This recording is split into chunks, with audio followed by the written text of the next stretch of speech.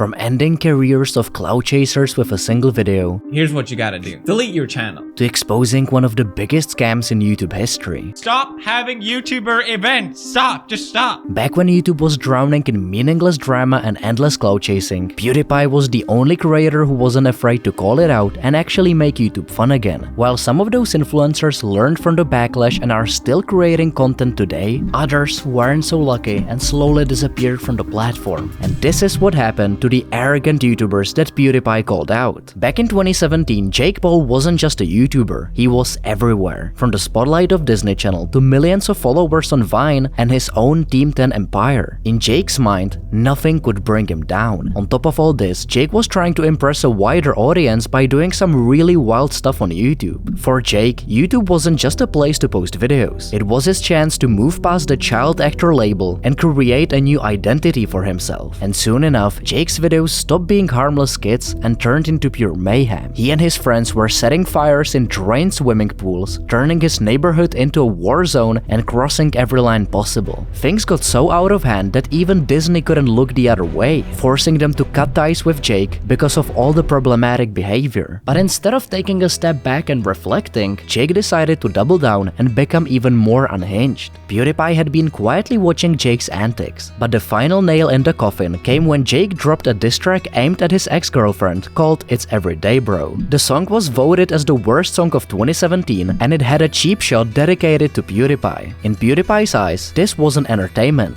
it was just embarrassment, and he decided to call Jake out for it. In a video titled Jake Paul, PewDiePie addressed Jake Paul mentioning him in his diss track. What did he say in his video? Been on YouTube in 6 months, never done before. Past all the competition, man. PewDiePie is next. No!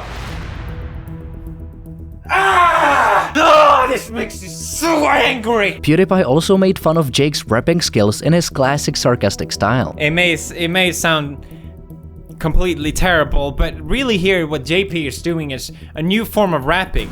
It's meant to sound like shit. After PewDiePie's video, Jake Paul's young fans flooded the comments with some really interesting reactions. You know who is fat, you're not funny. Stop lying, you're so bad. You're dumb. Jake Paul is better than you. You should quit YouTube. Stop saying bad words. My friend said if you're saying bad words, you're gushed. Saying it to yourself. And you mean. But he didn't just stop there. When Jake got into beef with creator Cody Ko, PewDiePie again weighed in and made fun of Jake Paul. I can't imagine like being a human and having this much hatred inside. Like this video is so beautiful. Look at it, Jake. He's just commenting, why did he dress up like a minion? And Jake Paul is treating it like he just gave away his address to someone. Every time Jake messed up, PewDiePie was right there to call him out. Like when Jake tried promoting a shady get-rich course, Pewds called him out on the spot. YouTuber Jake Paul launches entrepreneur how-to platform, financial freedom movement. Yes, Jake Paul is the person I look at when I envision financial freedom. Jake was already receiving a lot of negative publicity by the mainstream media, so when PewDiePie finally called him out, even his most loyal fans started to slip away. From that point on, every move Jake made looked like clout chasing, and stepping into the ring with an older Mike Tyson only seemed to prove PewDiePie right. While Jake would do anything for content, the next YouTuber took things to a whole different level, because Logan Paul was the real final boss of the Paul brothers. In 2017, Logan wasn't just another YouTuber, he was one of the loudest voices on the platform. From over-the-top pranks to wild clickbait thumbnails, Logan found the perfect formula to keep millions of people watching his content every single day. However, most of Logan's viewers were children, so the fake fighting with Jake, the constant flexing, and the adult themes didn't sit well with many people. And as Logan kept growing into a bad influence for his young audience, PewDiePie was already side-eyeing his content. But after Logan posted the infamous forest vlog from Japan, PewDiePie decided enough was enough. In a video titled Logan Paul, PewDiePie exposed the dirty tricks Logan used to keep the views coming. Logan, he's a straight up sociopath. You know when you're doing those daily vlog videos, there's always what's the next big thing, you know, just dangling in front of you. Like, what's gonna draw in more people to the channel? PewDiePie also made fun of how Logan approached this whole situation. For PewDiePie, what Logan did was totally unacceptable. So when a few weeks later, Logan said he was done with his daily vlogs, PewDiePie couldn't have been any more happier. And when Logan finally made his comeback with apology interviews, he blamed parents for letting their kids watch his videos instead of owning up to his mistakes. And PewDiePie just couldn't stay silent. That's right, parents. Don't worry about everything that happened. It wasn't Logan Paul's fault. It was your fault, okay? You should not have let your kids watch his videos. What are you, stupid parents? Come on, man. What are you doing, parents? The fallout from the Japan vlog was massive, and although Logan rebuilt his empire, the controversy never really left his side. With shady projects like the Crypto Zoo and all the drama around Lunchables, Logan still finds ways to stay in the spotlight, posting about his day-to-day life on his YouTube channel and sharing moments from his WWE career. Logan managed to stay relevant despite all the controversies, but the next YouTuber wasn't as lucky. In his prime, RiceGum was the king of flex culture. In every video, he made sure the world never forgot about his luxury cars and designer clothes. His channel was built on roasting people and bragging about his lifestyle, and for a while, that formula actually worked. He was getting millions of views, hanging with FaZe Clan, and living the dream. But when the content got stale and all the money started drying up, RiceGum started making some shady decisions. RiceGum teamed up with Jake Paul to promote shady gambling websites that tricked kids into gambling real money for a chance to win designer items. And the fact that RiceGum's audience was mainly teenagers and young kids didn't make his case any better. When these kids saw their hero betting and getting massive wins, they were tempted to gamble too. And that was enough for PewDiePie, and he decided to call out RiceGum. In an episode of Pew News, PewDiePie went after RiceGum's shady mystery box promotion. And then RiceGum as well promoted this. Bruh, I just got the handbag. Yo, that's a $10,000 handbag. I'm about to sell it. Yo, $10,000. Yo, I'm about to sell it back. So he won a $10,000 handbag. What are the odds? Something smells a bit fishy about this. They both won considerable amount of items. PewDiePie then explained how RiceGum was misleading his audience. There's a couple things wrong with this, but I'll start with the most obvious one. RiceGum and Jake Paul have considerably young fans, and promoting a gambling website in general just seems like a bad idea for these people to do. When Rice saw that video, he tried to turn things around by pointing out an old tweet about him that PewDiePie had liked and demanded an apology. PewDiePie, if you're watching this video, you have 24 hours to publicly say sorry, alright, and unfavorite this, unlike this tweet, and publicly say sorry. Everyone watching this, tweet at PewDiePie, hashtag apologize to RiceGum.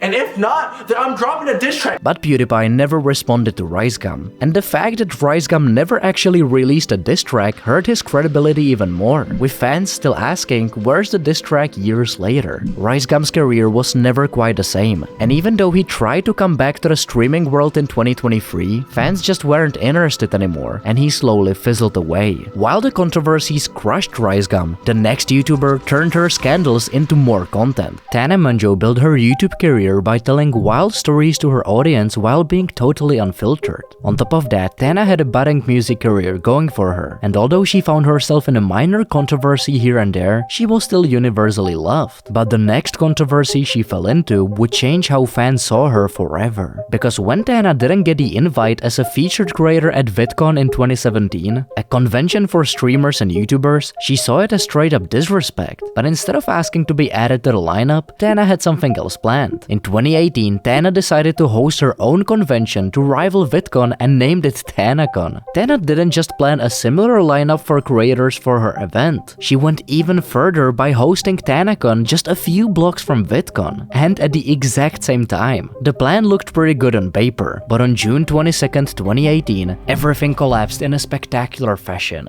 The venue Tana chose for her event was designed for around 1,000 people, so when more than 15,000 people showed up for TanaCon, no one had any idea how to handle the chaos. Most of the fans couldn't even make it inside the venue and were left stuck outside in California's brutal summer heat, with no arrangements for food or water. And even the ones who finally got inside weren't too thrilled either, because all they found was a big concert room with absolutely no activities planned. The poor planning, the endless lines, and the missing creators from the lineup turned the whole event into a disaster that was shut down after just one day. And then the excuses started flying. Tana blamed the massive crowd size and said how they weren't prepared for over 15,000 people showing up. But at the end of the day, TanaCon ended up being one of the biggest YouTube scams ever, and PewDiePie just couldn't ignore it. PewDiePie made a series of videos about TanaCon and started off by showing fan footage from the event.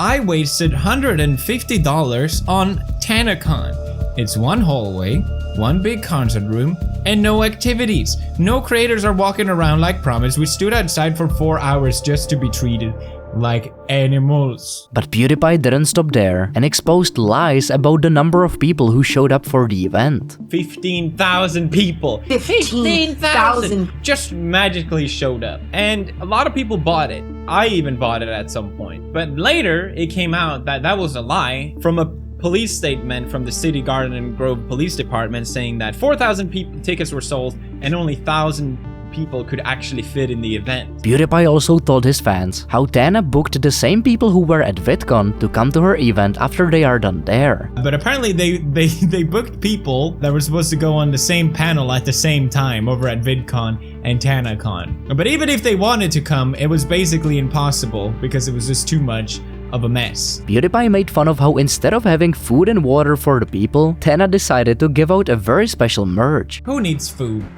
and water? Especially when it's hot outside, you're standing in line with no cover. You know what you can get instead? Condoms. That's right. Not just any condoms. I know it doesn't sound that great, but listen to this. It's TanaCon. Tana kept mentioning how she wants to make things right for her fans, but she doesn't know how to, so PewDiePie had some advice for her. You're in luck because I know how to make this right, and I'm not saying that sarcastically and ironically. Here's what you gotta do. Delete your channel. You clearly don't deserve to have an audience. However, despite all of the outrage at the time, Tana was able to move past all that and even got her show on MTV in 2019. Tana leaned even harder into the controversy, launching a podcast called Cancelled, while staying active on social media and even starting an OnlyFans. While Tana's audience grew despite her controversial past, the next influencer has been pretty stale for the past 5 years. Because in her prime, Alinity did things on Twitch which would have gotten any other creator banned. As Alinity got away with everything, she started getting more and more arrogant. But her reputation was about to fall apart in front of everyone. Because when PewDiePie saw Alinity stream on one of his eye-tracking videos, he made a joke which just didn't sit right with her. Stupid Twitch thoughts. I just feel like they win over me, okay? And they're not gonna win over me. Stupid Twitch thoughts. No. Seriously?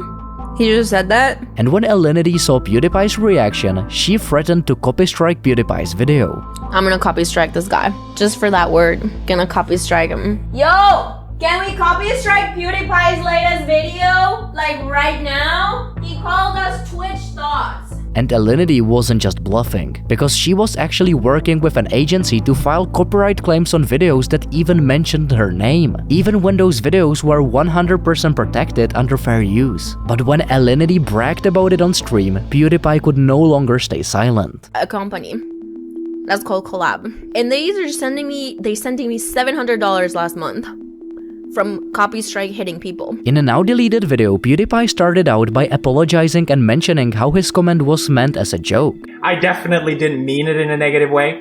It's just a joking word. But I do want to apologize to Alinity and be clear, it was never meant to hurt or upset anyone. But it didn't take him long to turn his attention back on Alinity, where he pointed out the desperate things she does on stream to keep viewers watching. I know you don't portray yourself to be the smartest person, but I know you're not that dumb that you're not aware of what you're doing. Showing your underwear on stream, that's our fault, right? And then clicking on full screen right after. Bending over with your butt on camera, that's our fault, right? You're just looking at your butt hair. PewDiePie then explained how abusing copy strike laws isn't just shady, it was also illegal. You can get in serious trouble in legal court for abusing copyright laws. I don't know why she keeps doubling down on this whole thing, but afterwards she said very publicly that she earns a good living doing this kind of thing. But that wasn't all, and accused Alinity for committing marriage fraud. She very publicly admits to committing marriage fraud, that she moved to Colombia and married this guy just so she could move to Canada. You don't make any money, you work a lot, So I was like, no, hell no. So I married a Canadian and I came to Canada. And then I divorced him.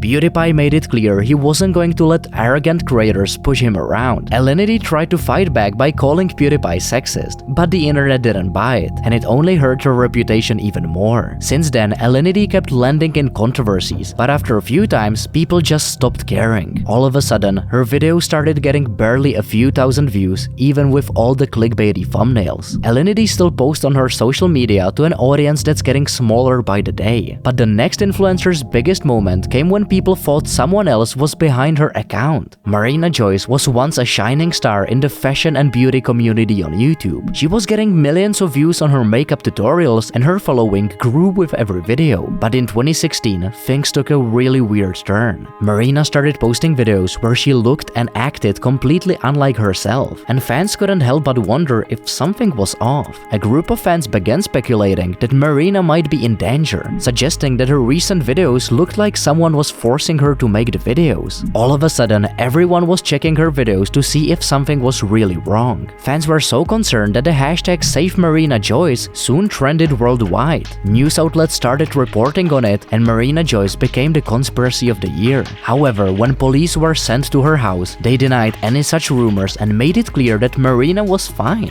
but she refused to clarify. And that's when PewDiePie had enough of this drama and decided to make a video about it. In his video titled Marina, PewDiePie made fun of this whole situation and joked how he is the one who is forcing Marina to all this. I started this because I needed views. Now Marina Joyce doesn't want to work with me anymore, and I'm exposing her, okay? In his typical sarcastic fashion, PewDiePie continued poking fun at the people who were making drama out of nothing. Zoom in on the teddy bear's eye. Zoom in on that reflection. That's me! That's me right there! Have you opened your eyes yet? You see the cat? That's not a real cat, that's a robot. That's a robot cat that I used to spy on her. To end the video, PewDiePie had one final message for all the people who were interested in creating baseless rumors. So everyone went crazy with Marina Joyce, and like everyone thought she was in trouble, something bad happened to her. She obviously said she was fine. Everyone just needs to fuck off and not be an armchair psychologist. However, in 2022, Marina herself talked about this controversy and mentioned how she had been dealing with a lot of mental health issues. Although Marina still posts tutorials on YouTube from time to time, she barely manages to get a couple thousand views. But the next creator had it even worse, facing one of the nastiest downfalls YouTube has ever seen. Because Shane Dawson started his career on YouTube doing comedy sketches, where he would play different characters, impersonate celebrities, and make funny content about popular topics. Everything was going right for Shane, and he was even on good terms with PewDiePie, until he started posting his documentaries. The issue was that he leaned into controversial topics and exaggerated the drama so much that viewers felt Shane was manipulating them, and PewDiePie decided to call Shane out for it. While reacting to Shane's video where he sat down with a therapist to figure out if Jake Paul is a sociopath, PewDiePie wasn't convinced by the therapist's definition of a sociopath. Now watching through this video, you realize Jake is 100% a sociopath. Shane is a sociopath. I'm a sociopath. You're a sociopath. Everyone is a sociopath, because the definition of what a sociopath is was so incredibly vague that it fits anyone. For example, they drive fast, probably. They drive fast. Have you ever driven fast? Sociopath. PewDiePie showed more clips from Shane's video to point out how they were reading way too much into nothing just to keep the documentary interesting. This picture, that looks like two fucking straight up sociopaths planning their next move. Right. Oh, with a caption. Let's go. The caption. Is he joking? I don't understand. It was before their boxing fight. Like, he put a caption, let's go.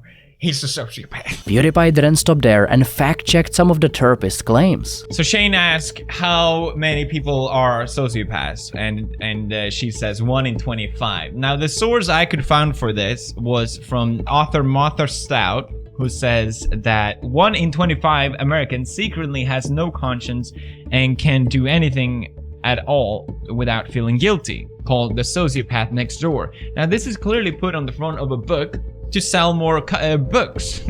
It's on the cover to intrigue people to sell more because it sounds interesting. Now, what I found was that 3% of males and 1% of females have APD, anti-personality disorder, and this is mentioned in the video. But just because you have anti-personality disorder does not make you a sociopath. But what really got PewDiePie's attention was Shane's constant use of creepy background music. The video constantly uses this bizarre stock footage edits in them with this creepy background music.